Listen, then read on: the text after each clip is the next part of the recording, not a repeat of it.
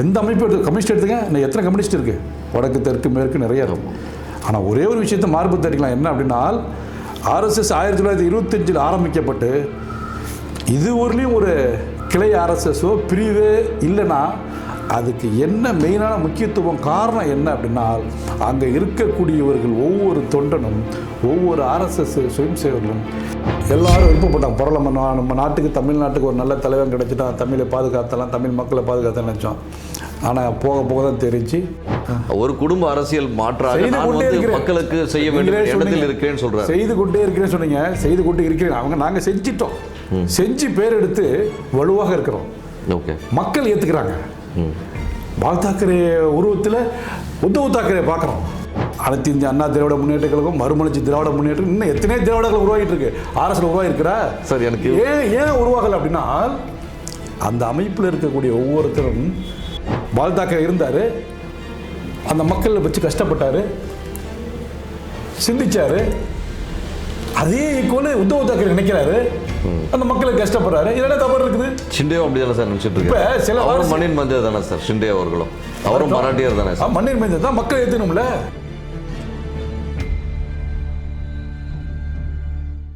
உலகெங்கும் இருக்கும் மூவண்ணம் சேனல் நேயர்களுக்கு வணக்கம். இன்னைக்கு நம்ம ஸ்டுடியோக்கு வந்திருக்க சிறப்பு விருந்தினர் சிவசேனா கட்சியின் மாநில செயல் தலைவர் திரு சசிகுமார் அவர்கள். சார் வணக்கம். வணக்கம் சார். சார், உங்கள் பிஸி ஸ்கெடியூலில் நம்ம ஸ்டுடியோக்கு வந்ததுக்கு ரொம்ப நன்றி. ஃபர்ஸ்ட் ஆஃப் ஆல் சார், உங்களுக்கு தெரிஞ்சிருக்கும் மகாராஷ்டிரா எலெக்ஷன் வந்து இன்றைக்கி இந்தியா முழுக்க மட்டுமல்லாமல் உலகம் முழுக்க ஒரு பேசும் பொருளாக இருக்குது. ஏன்னா ஜம்மு காஷ்மீர் எப்படி ஒரு பேசும் பொருளாக இருந்தோ அது அடுத்தபடியாக மகாராஷ்டிரா.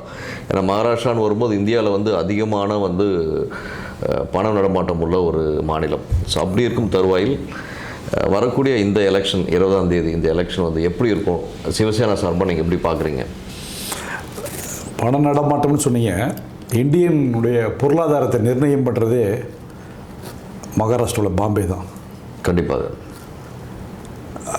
பாரதிய ஜனதா உடைய கொள்கையும் சிவசேனா கொள்கையும் 80% ஓரளவு ஒத்துப்போகக்கூடிய கொள்கையில் தான், எந்த மாற்றமும் கிடையாது. கண்டிப்பாக அதில் சில முரண்பட்ட கருத்துக்கள் கிடையாது. அது சிலப்பட்ட காரணங்களால் எங்களுக்குள்ள ஒரு விரிசல் ஏற்பட்டது.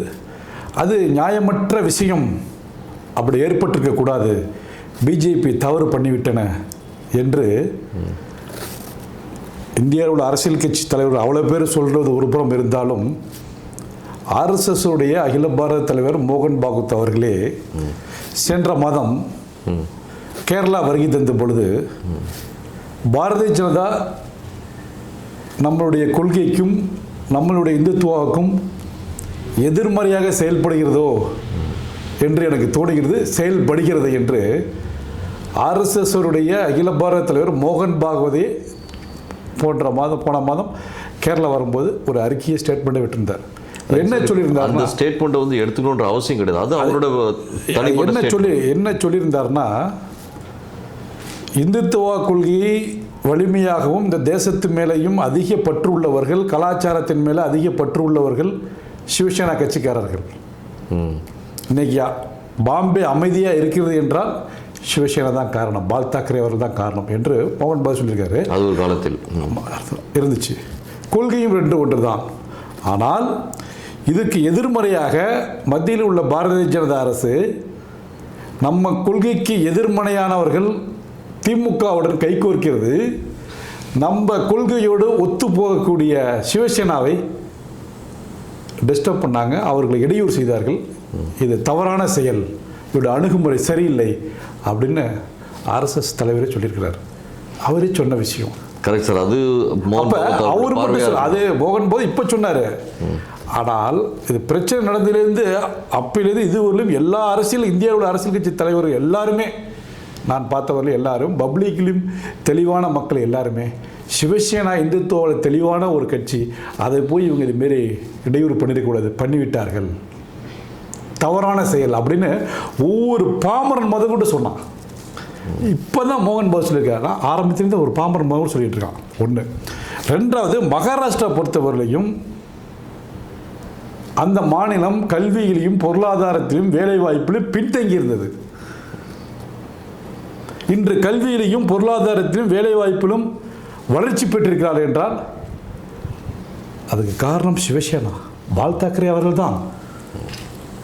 அப்போ இருந்த ஆளுங்கட்சி யாரும் வேற எந்த வேலையும் செய்யல, பால் தாக்கரே மட்டும் செஞ்சார் சொல்ல வரீங்களா சார்? அம்மா, அந்த மண்ணின் உள்ள மக்கள் முன்னுக்கு வருவதற்கு காரணம் பால் தாக்கரே தான், சிவசேனா தான் அப்படின்னு அங்கு உள்ள மக்களே சொல்கிறார்கள். அவர் மண்ணின் மைந்தர் சார், அதில் மாற்று கருத்து இல்லை. ஆனால் அவரால் மட்டும்தான் வந்து மகாராஷ்டிரா உயர்ந்தது என்பது எந்த விதத்தில் சாத்தியம் சார்? அம்மா, இப்போ அது அந்த நாட்டு மக்கள் இன்றைக்கி லிஸ்ட் எடுத்து பார்த்தீங்கன்னா, சிவசேனா அங்கே ஆளுமைக்கு வந்ததுக்கப்புறம், ஆட்சிக்கு வந்ததுக்கப்புறம் அவரே முதல்ல சட்டம் இப்போ சிஎம் ஆன பிறகு உடனே வந்து ஒரு சின்ன சட்டம் பாஸ் பண்ணால், கல்வியில் வேலை வாய்ப்பில் என்ன சொன்னார்னா, கல்வியில் என்ன சொன்னார் அப்படின்னா, ப்ரைவேட் கல்லூரிகளும் ஸ்கூல்லையும் 40% மராட்டியம் படித்தாகணும், 30% இலவச கல்வி இருக்கணும். இருந்தால் பர்மிஷன், எல்லா பர்மிஷனை கேன்சல் பண்ணிடுவேன், இதை நடைமுறைப்படுத்துன்னு சொன்னார். அதுவும் பிரைவேடைசேஷன் கேன்சல் பண்ண போறன்ற வார்த்தையை சொன்னார் சார். அப்போ என்ன பண்ண, மராட்டிய திணிப்பு மாதிரி ஆகிடாதா சார்? அது இருக்கு அப்படி செஞ்சதின் விளைவாக அப்படி ஒரு அறிக்கையை விட்டு அப்படி சட்டத்திருத்தம் கொண்டு வந்ததுனால தான் படிப்பறிவில் கல்வியில் தெளிவு பெற்றார்கள், கல்வியில் எல்லாரும் முன்னுக்கு வந்தார்கள், இலவச கல்வி கிடைச்சிது, மராட்டியர்கள் கல்வியில் உயர்ந்தார்கள். அதன் பிறகு என்ன பண்ணார்னா, ஸ்டேட் கவர்மெண்ட்டில் வேலைவாய்ப்பு என்றால் 60% மண்ணின் மைந்தருக்கு தான் கொடுக்கணும். ஸ்டேட் கவர்மெண்ட் வேலைவாய்ப்பில், சென்ட்ரல் கவர்மெண்ட் வேலைவாய்ப்பில் மகாராஷ்டிராவுக்குள்ள 40% மராட்டியம் இருக்கணும். அதனால தான் இது உடன்பட்டு கருத்து தான் பீகாரில் ரயில்வே துறை அமைச்சராக இருந்தப்போ லல்லு பிரசாத் யாதவ் என்ன பண்ணுறாரு, நாக்பூரில் புனேவில் ரயில்வே எக்ஸாம் நடந்துச்சு, அது முறைகேடு நடக்குது அப்படின்னு சொல்லி ராஜ் தாக்கரே அவர்கள், அப்பொழுது இருந்த சிவசேனாவில் இருந்தாரப்போ ராஜ் தாக்கரே அவர்கள் பெரிய கிளவரப்படி அதோட அந்த எக்ஸாம் நடக்காமலே அகில இந்து முழுவதும் அந்த எக்ஸாமினேஷன் கேன்சல் பண்ணார்.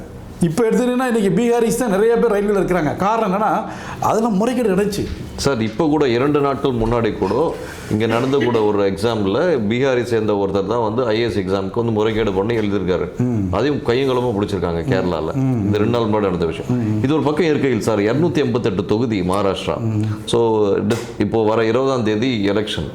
இந்த எலெக்ஷனில் வந்து நான் முதல்ல சொன்ன மாதிரி இந்தியா கூட்டணிக்கு பின்னடைவு ஜாஸ்தி அப்படின்னு சொல்லிட்டு ஒரு கருத்து கணிப்பு, இந்த நம்ம தமிழ்நாட்டில் இருக்க லோயலா கருத்து கணிப்பு மாதிரி அங்கே மகாராஷ்டிராவில் மேட்ரிக்ஸ்னு ஒரு பெரிய சர்வே டீம், அந்த டீம் போட்டு கொடுத்த கருத்து கணிப்பு பார்த்தீங்கன்னா 165 தொகுதியிலேருந்து 145 தொகுதி 165 வரைக்கும் என்டிஏ கூட்டணியும், 106லேருந்து 126 கூட்டணி வந்து இந்தியா கூட்டணியும் வெல்லுவதற்கான வாய்ப்புகள் இருக்குது அப்படின்னு சொல்லப்படுது.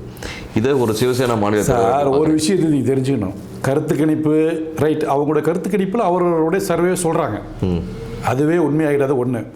ரெண்டாவது, ஒரு வலிமையாக இருந்த சிவசேனா கட்சி மத்தியிலே வலிமையாக இருக்கிறத ஒரு பாரதிய ஜனதா கட்சி, ரெண்டும் கொள்கையில் உடன்படான ஒரு கட்சி.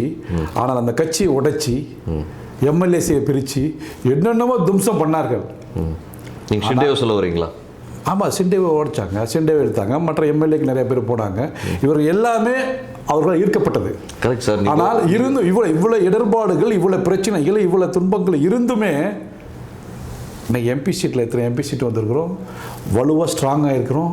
மக்கள் மத்தியில் இன்றைக்கி ஒவ்வொரு மராட்டியனும் எல்லா வகையிலும் உயர்ந்திருக்கிறான சிவசேனா காரணங்கிறது அந்த விசுவாசமாக இருக்கிறார்கள்.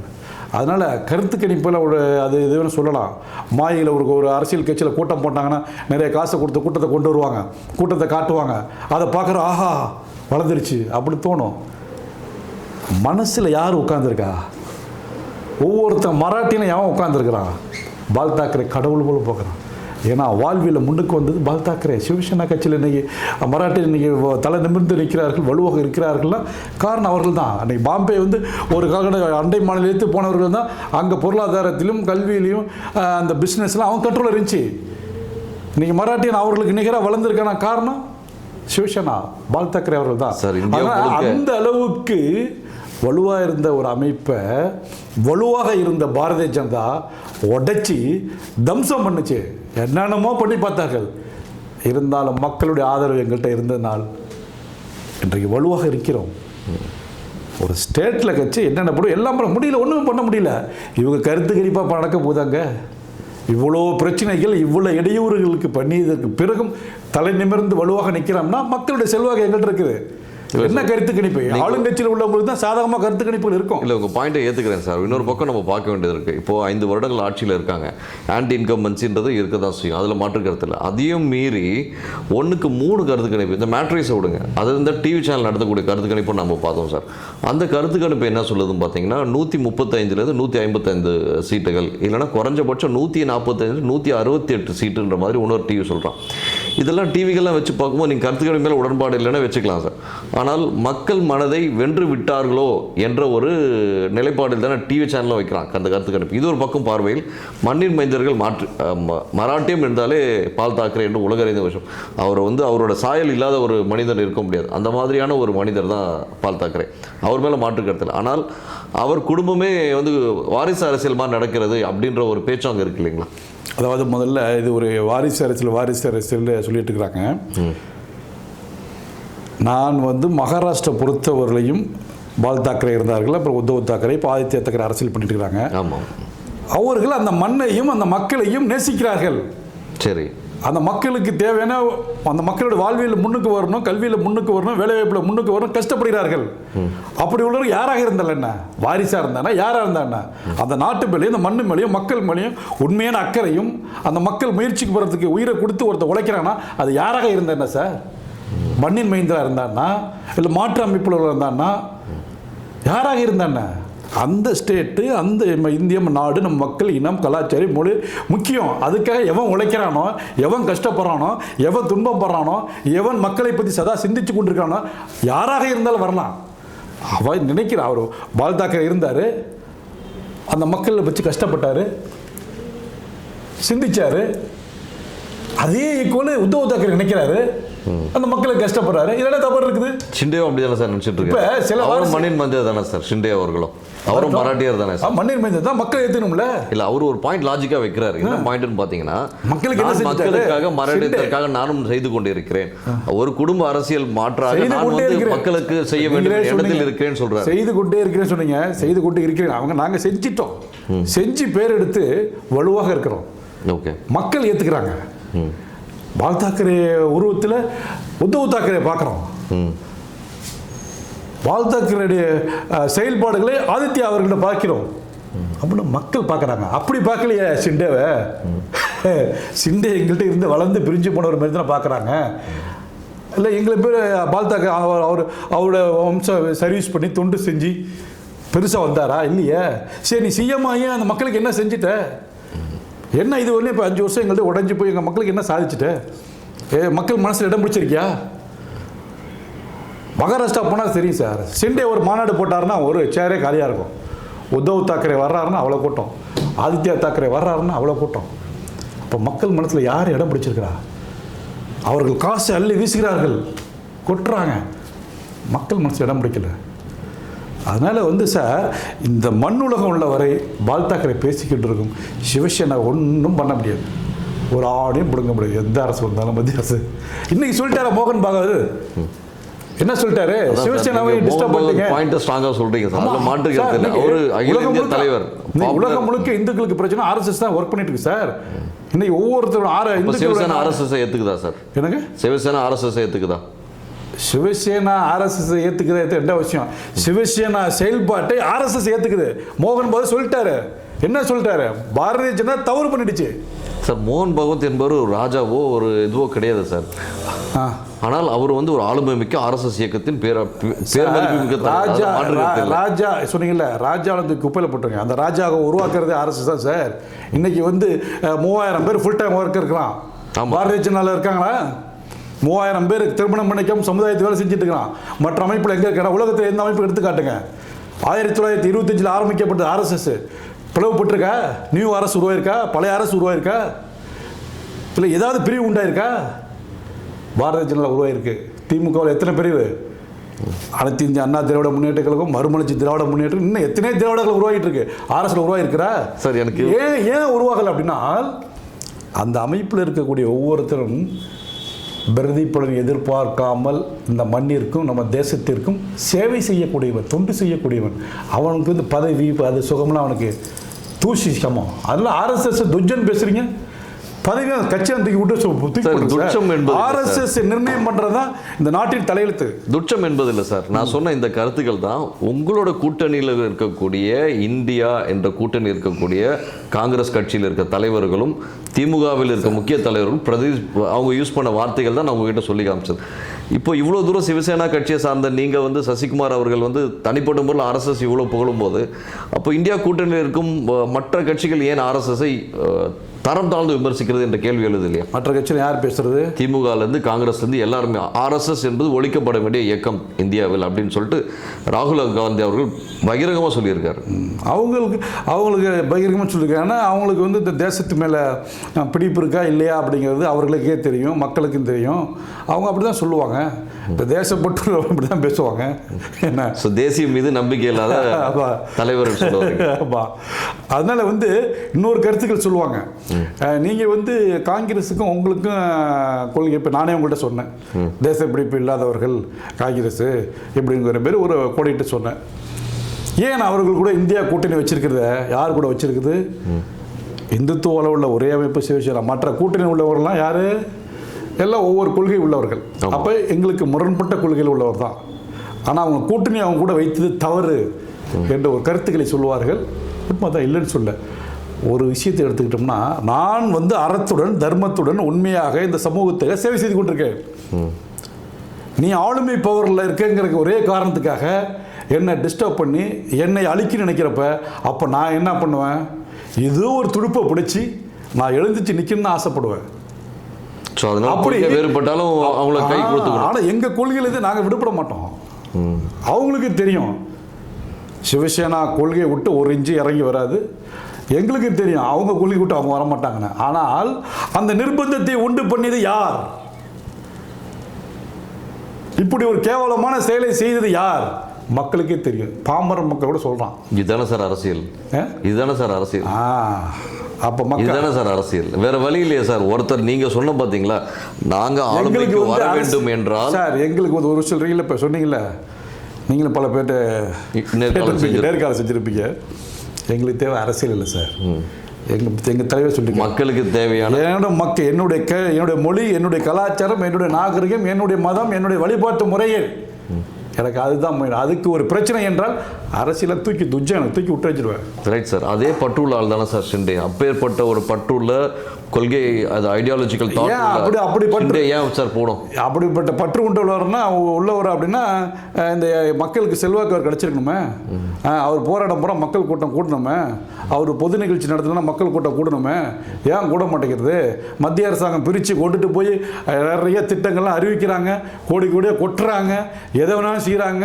ஒரு MP எலெக்ஷன் இத்தனை கோடிக்கிறாங்க, இவ்வளோங்கிறாங்க, எல்லாம் பண்ணுறாங்க. ஒன்று பம்பரம் ஆட்டல. ஏன்னா மக்கள் மனசில் சிவசேனா உட்காந்துருக்கு. தாக்கரே இன்னொரு விஷயம் நான் உங்ககிட்ட கேட்கணும்னு நினச்சேன். திரு பால் தாக்கரே அவர்களோட மகன் சொன்ன ஒரு இடத்துல வந்து பதிவு பண்ணியிருக்காரு, மானியம் என்ற பெயரில் கொடுக்கப்பட்டு மக்களை சோம்பேறிகளாக்குறாரு. முக்கியமாக அந்த 100 நாள் வேலைவாய்ப்பு திட்டத்தை, காங்கிரஸ் அவர்கள் அறிவித்த திட்டத்தை கூட ரொம்ப பகிரங்கமாக முதல்ல சாடி இருந்தார். இப்போ திரு அமித்ஷா அவர்கள் மகாராஷ்டிராவில் ஒரு மேடையில், நாங்கள் திரும்பவும் ஆட்சிக்கு வந்தால் ஒவ்வொரு பெண்களுக்கும் தமிழ்நாட்டில் கொடுக்குறாங்களா 1000 ரூபாய் நிதி, அதே மாதிரி 2100 ரூபாய் கொடுக்கப்படும் அப்படின்ற வார்த்தையை பதிவு பண்ணார் அமித்ஷா அவர்கள்.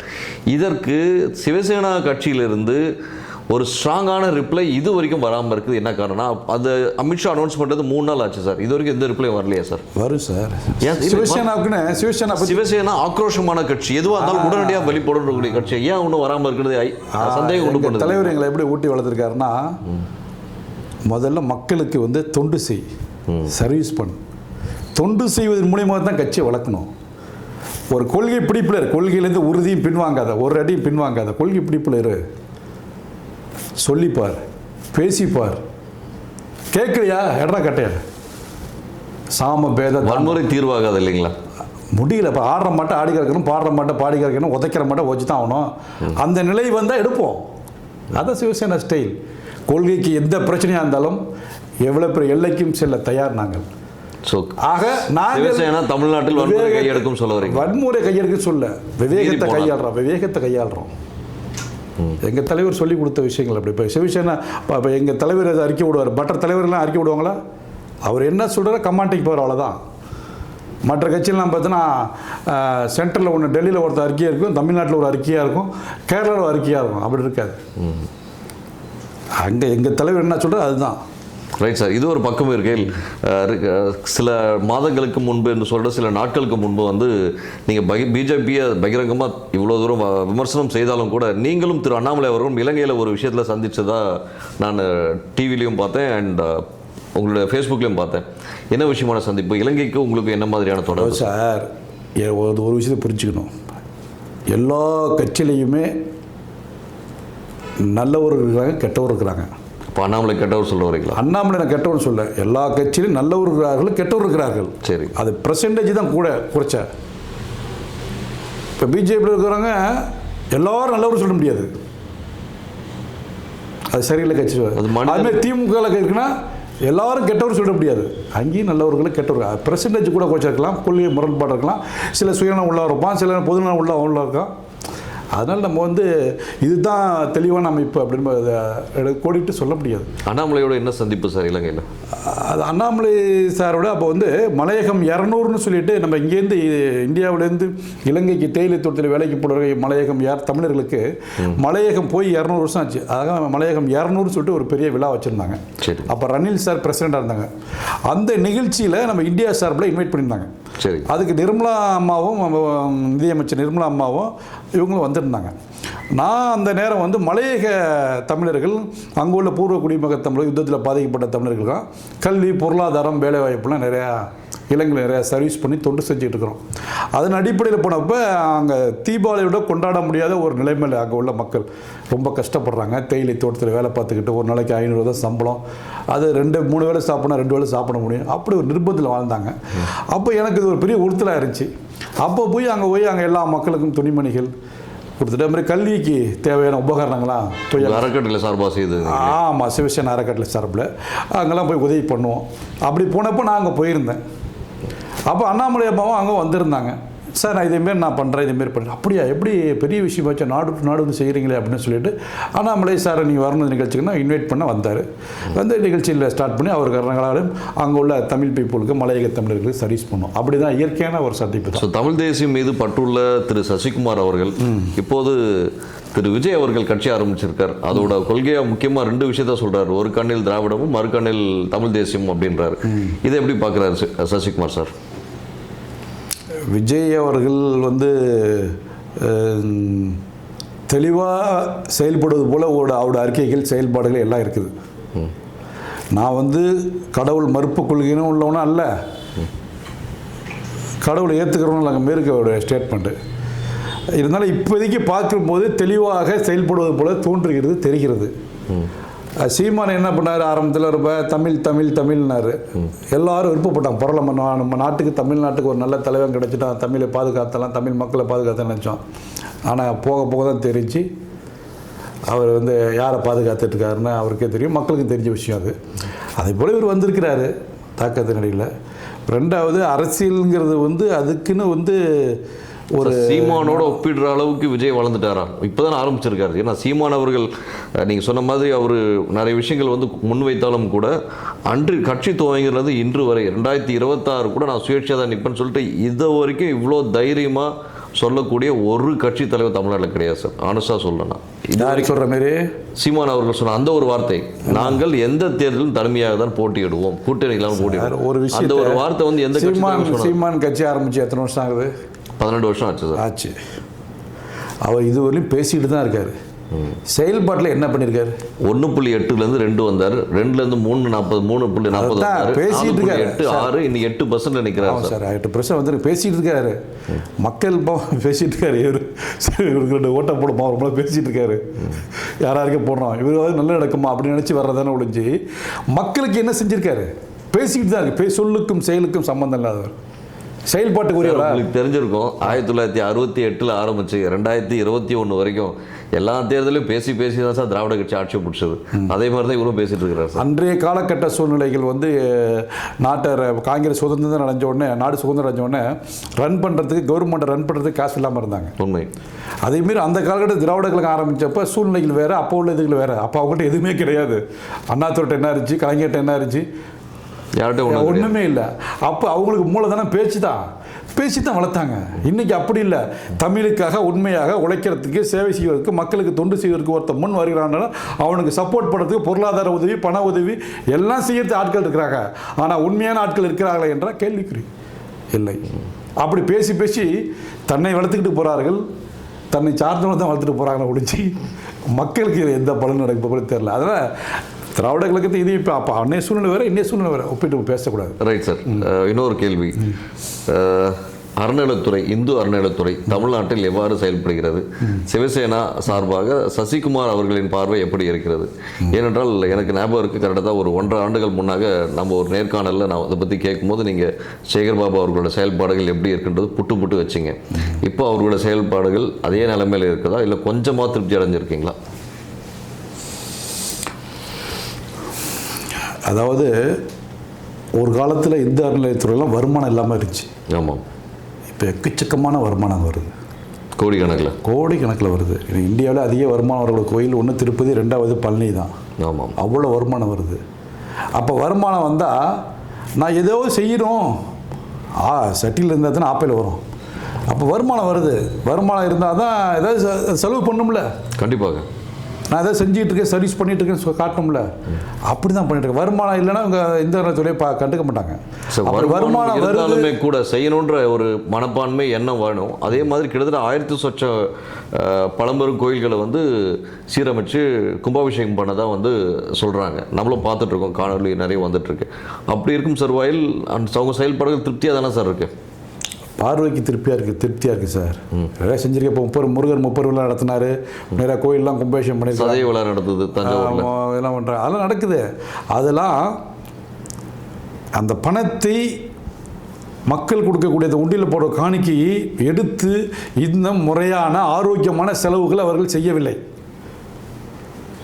கும்பாபிஷேகம் பண்ணுறாங்க. நீங்கள் பழனி கோயிலை மட்டும் மனசில் வச்சுட்டு பேசுகிற மாதிரி தோணுதே சார்? தமிழ்நாடு முழுக்க உள்ள நிறைய ஆலயங்களில் லிஸ்ட் எடுத்து பார்த்தல பணம் இருக்குது, ஏதாவது பண்ணி அந்த பணம் செலவு பண்ணி ஆகணும், போடுறாங்க, செலவு பண்ணுறாங்க, அவ்வளோதான். அடுத்த கவர்மெண்ட் வரப்போ தான் இந்த அறநிலையத்துறை என்ன நடந்திருக்கு, எது நடந்திருக்குன்னு தெரிய வரும். ஆர்டி போட்டால் கூட தெரியும் சார். உதாரணத்துக்கு இவ்வளோ தூரம் சொல்கிறீங்களா சார்? பழனியில் முருகர் 30 விழா நடத்தினாங்க. ஆமாம். தமிழ் கடவுள் சொல்லிட்டு அந்த விழா நடத்தினாங்க. உலக லெவலில் இருந்து ஆட்கள் வந்தாங்க. உலக லெவலில் இருந்து மக்கள் அந்த இதுவை பார்த்தாங்க சார், லைவ்லேயே பார்த்தாங்க. நீங்கள் பார்த்தீங்களா? கண்டிப்பாக. லைவில் பார்த்தீங்க? உங்களே லைவில் தான் பார்த்தேன். 4 பேட்டி கொடுத்தேன், பார்த்துருக்கலாம், பார்த்துக்க. ஆனால் லோக்கலில் ஒரு கூட்டமும் இல்லை. பழனியில் உள்ள மக்கள் ஒருத்தருமே வரல. 1. 2வது வெளிநாடுகள்லேருந்து நிறைய பேர் வந்திருந்தாங்க. மலேசியா, லண்டன், சிங்கப்பூர்லேருந்து வந்திருந்தாங்க. ஏன்னா தமிழ் ஆர்வலர்கள் முருகர் 30 விழா, பழனி, போகர் இருந்த ஊர், அங்கே வரணும் ஆர்வம் வந்தாங்க. ஆனால் எல்லோருமே பணம் கட்டி அப்படி கட்டி அந்த உள்ள என்ட்ரன்ஸ் ஃபீஸ் இப்படிலாம் கட்டி தான் வந்தாங்க. அதை நீங்களும் என்ன பண்ணால் அவர்களிடம் வெளிநாடுகளில் இதுமாதிரி முருகர் 30 விழா நடத்த போகிறோம், தமிழை வளர்த்துற போகிறோம் அப்படின்னு சொல்லிட்டு நிறையா நிதிகள் வசூல் செய்யப்பட்டிருக்கு அப்படிங்கிற கலெக்ஷன் பண்ணி நடத்து அப்படிங்கிற செய்தி எனக்கு இப்போ காதுக்கு வந்துச்சு. 1. 2வது அந்த விழா ஒன்றும் பெருசாக சிறக்கலை சார். லோக்கல் மத்தியில் வரவேற்புலாம் என்ன இருக்குது? அங்கே உள்ள வெளிநாட்டிலேருந்து அவ்வளோ பேர் வந்தாங்க. என்ன தெரிஞ்சு அங்கே கடைகளை பழனியை சுற்றி கிட்டத்தட்ட 3500 குடும்பங்கள் காலி பண்ணப்பட்டிருக்கு. அங்கே கடைகள் அவ்வளோ வந்து என்ன சார் ஆச்சு? கடைகள்லாம் எல்லாத்தையும் எடுத்துட்டாங்க. நான் ஆக்கிரமிப்புலாம் அகற்றி பண்ணுறேன்னு சொல்லிட்டு இது பண்ணி எடுத்துட்டாங்க. ஏன்னா டெவலப் 3500 மக்களோட வாழ்வாதாரம் சார். அதுக்கு சரி நீ நல்லது செய்யணும் ஆசைப்பட்ற, சரி டெவலப்மெண்ட் பண்ண, இதெல்லாம் இதை இம்ப்ரூவ்மெண்ட் பண்ணணும், பள்ளிக்கு இந்த உலகம் தெரிய கூட்டம் நிறையா வரணும், சரி சந்தோஷம் மகிழ்ச்சி இல்லைன்னு சொல்ல. அப்போ அந்த 3000 குடும்பம், அந்த 3000 குடும்பம் வாழ்வாதாரத்துக்கு ஒரு வழியை ஏற்படுத்தி கொடுத்துட்டு அவங்களுக்குலாம் மாற்று ஏற்படுத்தி கொடுத்து வைக்கணும். பவர் கையில் இருக்கிறதாக எல்லாத்தையும் அடித்து காலி பண்ணிங்க, தூக்கி விட்டுருந்தீங்க. இன்றைக்கி 3000 பேர் சோத்துக்கு வழி இல்லாமல் நின்றுருக்கலாம். அன்றைக்கி முருகர் 30 விழா நடக்கிறப்ப இந்த அமைப்புகள் எல்லாம் சேர்ந்து கருப்பு கொடி ஏற்றது போயிட்டாங்க. ஆமாம், கருப்பு கொடி ஏற்றி பெரிய இது பண்ணிட்டாங்க. அன்றைக்கி நானே அந்த முருகர் 30 விழாவுக்கு போயிருக்கேன்.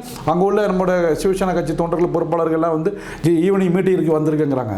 என்னப்பா மீட்டிங், என்ன விஷயம், என்ன நடந்துச்சு?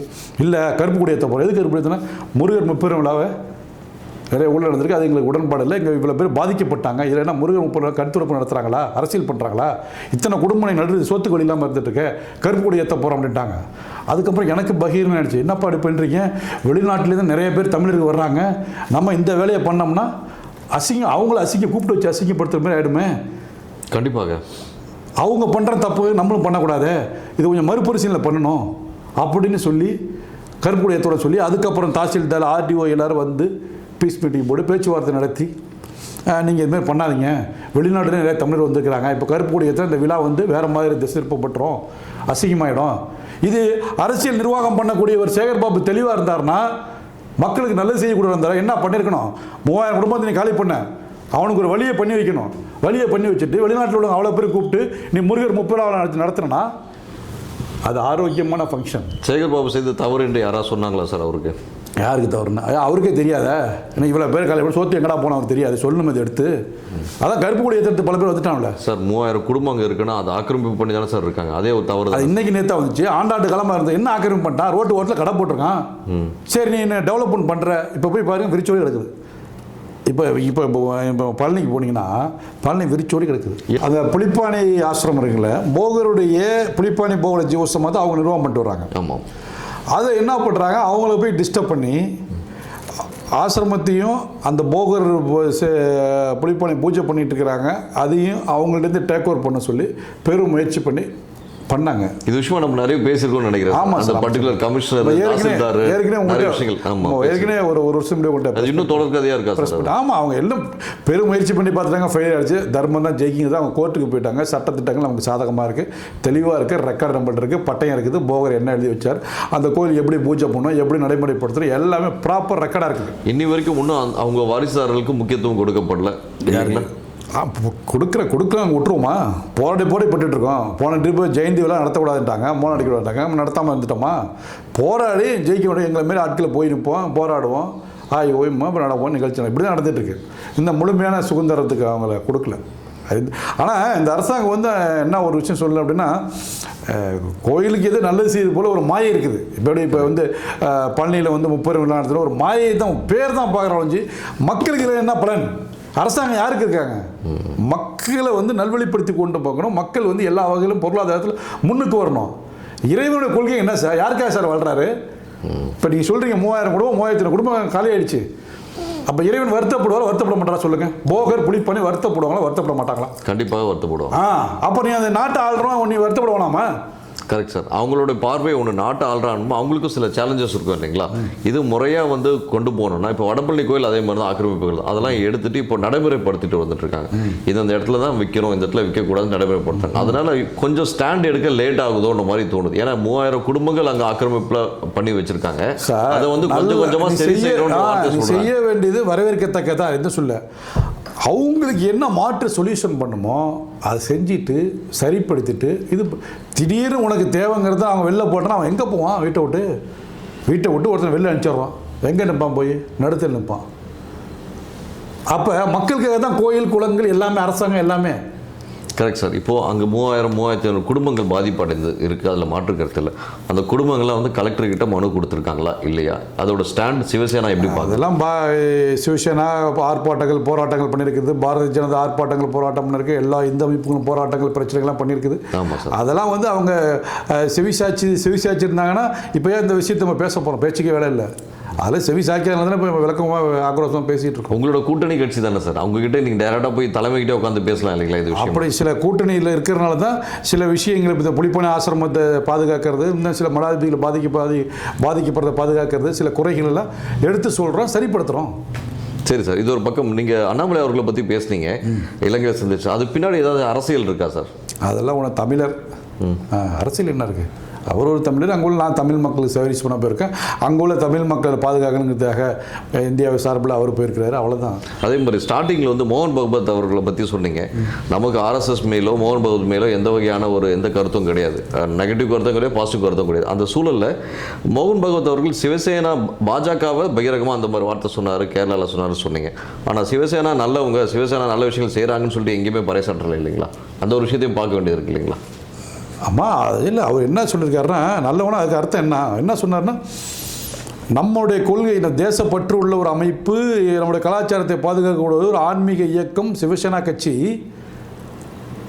அந்த கட்சி வந்து உடைச்சி டிஸ்டர்ப் பண்ணிட்டாங்க, மகாராஷ்டிரா காலி பண்ணிவிட்டாங்க.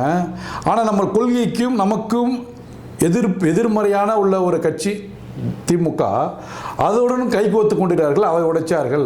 இது தவறான செயல்னு சொன்னால் இதுக்கு அர்த்தம் என்ன? அவன் நல்லவன் கெட்டவன் தான் அர்த்தம் இல்லை சார். எனக்கு என்னன்னா, இப்போ உங்களோட நிலைப்பாடு மகாராஷ்டிராவில் ஒரு மாதிரியும் தமிழ்நாட்டில் ஒரு நிலைப்பாடாக இருக்கணும். ஏன்னா தமிழ்நாட்டில் வந்து இதே சிவசேனா அவர்கள் வந்து திமுகவோட கூட்டணியில் இருக்குது. அங்கே வந்து மகாராஷ்டிராவில் வந்து காங்கிரஸோட கூட்டணியில் இருக்குது. இங்கே கூட்டணி இருந்தாலும் கூட இங்கே வந்து நீங்கள் பிஜேபியும் டிஎம்கேவும் பேக்டோர் அலைன்ஸில் இருக்குன்றதை கொஞ்சம் ஃபோர்ஸ் பண்ணுற மாதிரி இருக்கே சார். அதாவது திமுகவும் பிஜேபியும் பேக்டோர் அலைன்ஸில் இருக்காங்க அப்படின்ற விஷயத்தை வந்து ரொம்ப ஸ்ட்ராங்காக சொல்கிற மாதிரி இருக்கு. நான் சொல்ல ஆர்எஸ்எஸ் அவர் பேச்சு ரீதியாக சொல்லிட்டு அவர் பார்த்து நகர்ந்துட்டார். ஆனால் அந்த விஷயத்தை சிவசேனா மட்டும் இல்லாமல் இங்கே இருக்க சில கட்சிகளும் அதை பிடிச்சி கொண்டு பேச மாதிரி இருக்கு. ஆனால் 2 பேரோட கொள்கை நிலைப்பாடு என்பது வேறு, அவங்களோட திட்டங்கள் என்பது வேறு, செயல்பாடுகள் என்பது வேறு. அதான் திமுக ஆகட்டும் பிஜேபி ஆகட்டும். அதான் சார், பிஜேபி கொள்கை என்னங்கிறது ஒரு நாடறிஞ்ச விஷயம், சிவசேனா கொள்கை என்னங்கிறது நாடறிஞ்ச விஷயம். நீங்கள் 2 பேரும் 80% ஒரே மாதிரி தான். திமுகவோட கொள்கை என்னங்கிறது நாடறிஞ்ச விஷயம் தெரியும். கண்டிப்பாக இன்னைக்கு வந்து யுத்தம் நடக்கிறப்ப ஜெயிக்கிறது தான் பார்க்கணும்.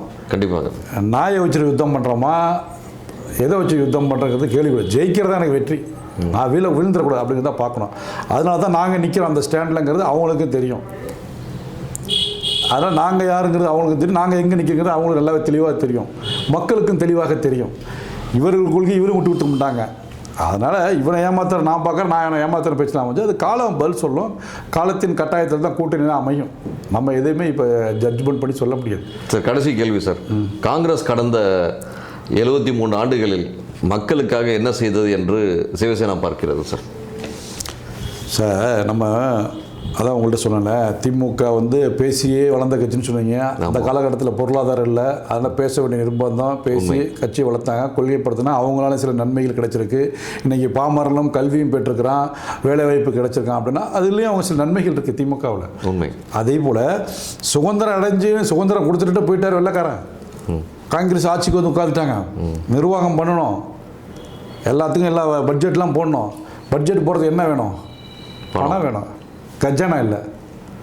அன்றைய காலகட்டத்தில் அப்போ இருந்த சூழ்நிலையில் அவங்க எந்த அளவுக்கு திறன்பட நிர்வாகம் பண்ண முடியுமோ திறன்பட நிர்வாகம் பண்ணாங்க. காங்கிரஸ் முழுமையாக புறந்தள்ள முடியாது, முழுமையாக குறை சொல்ல முடியாது, தெளிவாக தான் செயல்பட்டாங்க. அதற்கு பிறகு வரக்கூடியவர்கள் தங்கள் கஜானா மட்டும் ஃபுல் சேர்த்தார். சில குறைகள் சொல்லலாம். அது எல்லாமே இப்போ அண்ணா தொடர்ந்தார், அவர் கட்சி ஆரம்பித்து என்ன செய்யணும் அப்படிங்கிறது தெளிவாக செயல்பட்டாங்க. கலைஞர் இருக்கப்போ திறம்பட நிர்வாகம் பண்ண. அதுக்கப்புறம் இப்போ என்னாச்சு? நல்லா தான் சார் இருக்குது. நல்லா இருக்குது, அது மக்கள் சொல்லுவாங்க இருக்குது. அதே போல் அந்த ஆளுமை திறன் வைத்து வழி வந்தவங்க தான் வைத்து விட அருமை தெரியும். உண்மை. அதுமாதிரி மக்கள்கிட்ட நேரடி போய் மக்களுடைய கருத்துக்கள் என்னங்கிறத கேட்டால் தான், மக்களுடைய பிரச்சனை என்னன்னு தெரிஞ்சால் தான் நீ திறன்பட நிர்வாகம் பண்ண முடியும். இப்போ மோடி இன்றைக்கி வந்து திறன்பட நிர்வாகம் பண்ணுற உலக தலைவர் ஆகிட்டாருன்னா என்ன காரணம்னா, அன்னைக்கு மலைவாழ் மக்களுக்கு தொண்டு பண்ணார். ஒவ்வொரு குடிசை வீட்லேயும் போய் சாப்பிட்ருக்காரு. கண்டிப்பாக பசினா என்னன்னு தெரியும். ஒவ்வொருத்தரையும் பல்ஸ் பார்த்துருக்கிறாரு. இன்றைக்கி உச்சத்தில் கொண்டு போய் வச்சுட்டோம். திறன்பட நிர்வாகம் நடக்குது, தெளிவாக இருக்குது. தெளிவற்றவர்களை கொண்டு போய் வச்சோம்னா நிர்வாகம் அப்படி தெளிவாக இருக்கும். பாவம், இப்போ தெளிவற்ற தமிழ்நாட்டில் இருக்கேன். உங்கள்கிட்ட போன பேட்டியில் சொன்ன மாரி என்னென்னா, அதில் அனுபவம் உங்கள்ட்ட சைக்கிள் ஓட்டுறதுக்கே ஒரு 3 நாள் தேவைப்படுது. கண்டிப்பாக 2 ட்ரிப் ரத்தம் வருது. நீ வந்து ஒரு நாட்டை பல கோடி மக்கள் ஆளுமை பண்ண அப்படின்னா உனக்கு எவ்வளோ அனுபவம் இருக்கும், எவ்வளோ பயிற்சி இருக்கணும், மக்களை எப்படி சந்திச்சிருக்கணும். நீ மக்களையும் சந்திக்காமல் நீ தலைவன் ஆகிட்டேன் இதாகிட்டேன் அப்படின்னு சொல்லி எப்படி நிர்வாகம் பண்ண முடியும்? நிர்வாகம் பண்ண முடியாது, பைத்தியகாரத்தனமாக தான் இருக்கும். அப்படி தான் சில இடங்கள்லாம் இருக்குது, என்ன பண்ண முடியும்? அதனால் வந்து காங்கிரஸை பொறுத்தவரையும் சார், நீங்கள் சொல்கிற போல் வந்து முழுமையாக குறை சொல்ல முடியாது.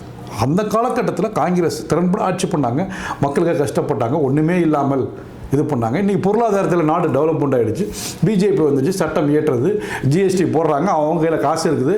அன்றைக்கி ஜிஎஸ்டி போட்டு தான் பணம் கட்ட முடியுமானாச்சும்? தொழிலே இல்லாமல் இருக்க ஜிஎஸ்டி எங்கே எப்படி போடுவீங்க? இன்றைக்கி அந்த தொழிலில் டெவலப்மெண்ட் ஆகிடுச்சு, ஜிஎஸ்டி போடுறோம், வாங்குகிறோம், திறன்பட நிர்வாகம் பண்ணுறோம். அன்றைய காலகட்டத்தில் அவர்களும் திறன்பட ஆட்சி பண்ணாங்க. ஒரு காலகட்டத்துக்கு அப்புறம் மாற்றங்களை எந்த அமைப்பு எடுத்துக்கிட்டாலுமே சார், ஒரு அரை நூற்றாண்டு தாக்கு பிடிக்கிறதே பெரிய விஷயம். உண்மை. அதோட வளர்ச்சியை பார்த்துட்டு விஷக்கிருமிகள் உள்ளே போந்துடும், அந்த அமைப்பை காலி பண்ணுறோம். அது இயற்கை. எந்த அமைப்பு எடுத்து கம்யூனிஸ்ட் எடுத்துங்க, இன்னும் எத்தனை கம்யூனிஸ்ட் இருக்குது? வடக்கு தெற்கு மேற்கு நிறையா இருக்கும். ஆனால் ஒரே ஒரு விஷயத்தை மார்பு தட்டிக்கலாம், என்ன அப்படின்னா ஆர்எஸ்எஸ் 1925 ஆரம்பிக்கப்பட்டு இதுவரையிலையும் ஒரு கிளை ஆர்எஸ்எஸோ பிரிவே இல்லைன்னா அதுக்கு என்ன மெயினான முக்கியத்துவம் காரணம் என்ன அப்படின்னா அங்கே இருக்கக்கூடியவர்கள் ஒவ்வொரு தொண்டனும் ஒவ்வொரு ஆர்எஸ்எஸ் சுயம் சேவர்களும் பிரதிபலன் எதிர்பார்க்காதவர்கள். பிரதிபலன் எதிர்பார்ப்பில்லைன்னா பிரச்சனைக்கு வேலை இல்லைங்க. ஸோ சிவசேனா ஆர்எஸ்எஸ் என்ற இயக்கத்தை ஆதரிக்கிறது, ஆனால் பிஜேபி என்ற கொள்கையை வெறுக்கிறது என்று சொல்லலாம் இல்லைங்களா? இல்லை, நான் பிஜேபியுடைய கொள்கை இவர்களை ஒரு எதை சொல்கிறேன், எல்லா கட்சியிலையும் எல்லா இடத்தையும் நல்லவன் இருக்கிறாங்க கெட்டவன் இருக்காங்க. இப்போ பிஜேபியுடைய கொள்கை எல்லாம் எங்களுக்கு எதிர்மறையானு நான் சொல்ல முடியாது. இல்லை 80% உங்களோட காம்பன்சேட் ஆகுதுன்னு சொன்னீங்க. கொள்கை ரீதியில் செயல்பாட்டில் 80% எதிர்பார்க்க சார். ஆர்எஸ்எஸ் பிஜேபி பொறுத்த வரைக்கும் பார்த்தீங்கன்னா அப்பம் பையன் சண்டை மாதிரி. இப்போ சிவசேனா பிஜேபி எந்த மாதிரி சண்டை, பங்காளி சண்டை மாதிரி இருக்கா சார் ஒருவேளை? அதுதான் அது இப்போ நீங்களே சொல்லிட்டீங்களே, இதே மாதிரி தான் எல்லோரும் சொல்லிட்டு இருக்காங்க, பங்காளி சண்டையாக சொல்லிட்டு இருக்காங்க. சார் கடைசி இன்னொரு முக்கியமான கேள்வி. இப்போ பார்த்தீங்கன்னா கடந்த 5 நாட்களாக வந்து எல்லா ஊடகங்கள்லையும் சரி, முக்கியமாக சமூக ஊடகங்களில் டிவி ஆகட்டும் சமூக ஊடகங்கள் எல்லா இடத்துலையும் வந்து ஒரு பேசும் பொருளாக இருக்குது. விஜய் அவர்களுக்கு வந்து ஏதோ மிஷனரி ஃபண்டுனால தான் இந்த கட்சியை நடத்துகிறாரு அப்படின்ற மாதிரி ஒரு திடீர்னு ஒரு பெரிய புகைச்சலாக இருக்குது. ஒரு சிவசேனா என்ற கட்சி இந்துத்துவ ஓரியன்ட் கட்சி. ஸோ நீங்கள் எப்படி பார்க்குறீங்க சார் இந்த விஷயத்தை? அது சொல்கிறாங்க பேச்சுவாக்கில் அடிப்படை. இப்போ சீமானுங்க சொன்னாங்க கிறிஸ்டின் ஃபண்டு வருது அதான் அப்படி பேசுகிறாரு அப்படின்னு. அதுக்கு இன்னும் ஒரு விடை இல்லை. அதேமாரி வைகோவுக்கு சொன்னாங்க கிறிஸ்டின் ஃபண்ட் இருக்குது அப்படின்னு. வைகோவுக்கும் சொன்னாங்களா சார்? ஆமாம், அதெல்லாம் பேச்சு அடிப்பட்ட விஷயந்தான். அதேமாரி இப்போ இவரை வந்து வைரமுத்து என்ன சொன்னாங்க, ஒரு கன்வெர்டட் கிறிஸ்டின் ஆகிட்டார் அப்படின்னாங்க. இதுமாரி எல்லாம் சொல்கிறாங்க. அதில் சில உண்மை இருக்கும், பொய் இருக்கலாம். ஆனால் வந்து இதை சொல்லப்படுற விஷயங்கள் எதுவுமே நம்ம வந்து ஆராய்ச்சி இல்லாமல் தெளிவு பெறாமல் நம்ம ஒரு விஷயத்தை சொல்ல முடியாது. இப்போ தான் ஒரு கட்சி ஆரம்பிச்சிருக்காரு, அதில் பாதி பேர் ஓட்டு இல்லாதவங்க வந்திருக்கிறாங்க. பொருளையாகவே இருக்கட்டும். ஆமாம் வந்திருக்கிறாங்க, பேசியிருக்கிறாங்க. இன்னும் அது செயல்பாடுகள் போக போக தான் எல்லாமே வெட்ட வெளிச்சமாக. ஃபியூச்சரில் சிவசேனா தமிழக வெற்றி கழகத்தோட கூட்டணி போக வாய்ப்பு. ஆமாம், யாராக இருந்தா என்ன சார், எங்களுடைய கொள்கையை ஒத்து இந்த மண்ணு திமுகவுக்கு முரணான கொள்கை சித்தாந்தம் அப்படின்ற மாதிரி பார்க்கப்படுது. அது அவங்க சொல்கிறாங்க எங்களுக்கு முரண்படான சித்தாந்தம் கொள்கை அப்படின்னு இவங்க சொல்லியிருக்கிறாங்க. அதான் ரைட்டு, அதுதான் நாங்கள் எங்களோட கொள்கையும் அதான். அப்படி இருக்கும்போது எங்கள் கொள்கையை ஒத்து போணுச்சுன்னா யாராக இருந்தாலும் அவங்க கூட இணக்கமாக பயணம் பண்ணுவோம். நன்றி சார், தங்கள் வருகைக்கும் கருத்து பதிக்கும் எத்தனை நன்றி. மகிழ்ச்சி, நன்றி சார், வணக்கம்.